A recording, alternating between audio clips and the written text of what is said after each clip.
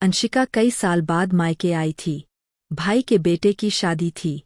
इस मौके को पूरी तरह जीने के लिए अपनों से मिलने की उत्सुकता में वह पागल हो रही थी। यहाँ पहुंचे लोगों में कोई कुशल क्षेम पूछ रहा था तो कोई बहुत दिन बाद मिलने की शिकायत सुना रहा था। अंशिका मुस्कुरा कर सबकी शिकायतें सुन रही थी। वह हंसी खुशी कुछ पल सबके साथ बिताना चाह रही थी। ऐसे स्वभाव से उसे शोरगुल कभी पसंद नहीं रहा। मुश्किल समय को भी हंसकर बिताना जानती थी। वह अपने समय में मेधावी छात्रा थी। अपने कक्षा में हमेशा प्रथम श्रेणी में उत्तीर्ण होती थी।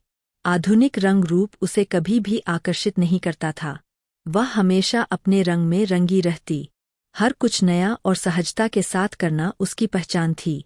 अंशिका के इस स्वभाव से कुछ चलते तो कुछ उससे प्रभावित होते थे। अंशिका के ऊपर इन बातों का कोई प्रभाव नहीं पड़ता। अपने जीवनकाल में ऐसे दुष्कर समय देखी थी जिससे धैर्य और संयम बनाए रखना उसका स्वभाव बन चुका था। शादी के दिन अचानक उसकी नज़र एक भारी भरकम बेडौल से छोटे कद वाले एक व्यक्ति पर पड़ी। पहचानने में उसे देर नहीं लगी। अंशिका पूछ बैठी, कहो पारस, कैसे हो तुम? भला चंगा हूँ, वो तो दिख रहा। भीनी मुस्कान के साथ अंशिका बोली। तंज भरी आवाज में पारस पूछ बैठा, और तुम क्या कर रही आजकल? अंशिका सकपका गई। अभी तो तुम्हारे समक्ष खड़ी हूँ। पारस ने अपनी बातों को संभालते हुए कहा, अरे नहीं नहीं, ऐसा कुछ नहीं। तो तुम ही बताओ, क्या जानना चाहते हो? बस यही कि स्कूल वाले अच्छे मार्क्स जीवन में काम आए या नहीं, कोई पद प्रतिष्ठा मिली, या बस तरह तरह का अंचार डाल लोगों के थाली में परोस कर खुश हो।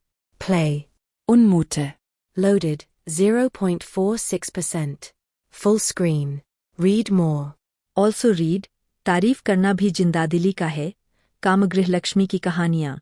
खुशी से तुम्हारा मतलब क्या है, समझी नहीं? अरे बाप, अब खुशी का मतलब भी समझाना होगा। तुम्हारी वेशभूषा देख तो यही लगा कि अच्छे मार्क्स काम नहीं आए।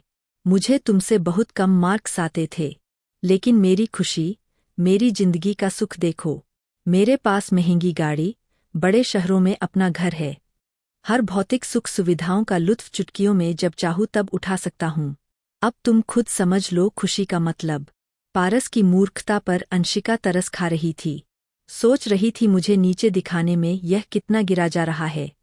इस सोच में वह डूबी ही थी कि पारस ने दूसरा प्रश्न छोड़ दिया। चलो छोड़ो, ये बताओ अपने बच्चे के बारे में क्या सोचा है? क्या बनाना चाहती हो? बुरा मत मानना, अपना हूँ इसलिए पूछ रहा हूँ। देखो पारस, कोई किसी को बनाता नहीं। जिसे जो बनना होता है वह खुद बनता है। अब तुम ही देख लो, तुम में और तुम्हारे पिताजी में कितना अंतर है।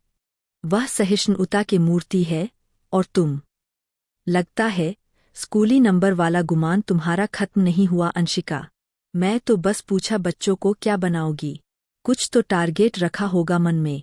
इतनी सी बात पर तुम लगी लेक्चर देने। मेरा टारगेट बच्चों को मनुष्य बनाना है पारस। ऐसा मनुष्य जो लोगों के साथ वाद विवाद का अंतर समझे। पद प्रतिष्ठा का क्या है, यह तो मिलते और छीनते रहते हैं। अंशिका का जवाब सुन बुत बना पारस उसे निहार सोच रहा था। आज फिर हार गया इसके समक्ष।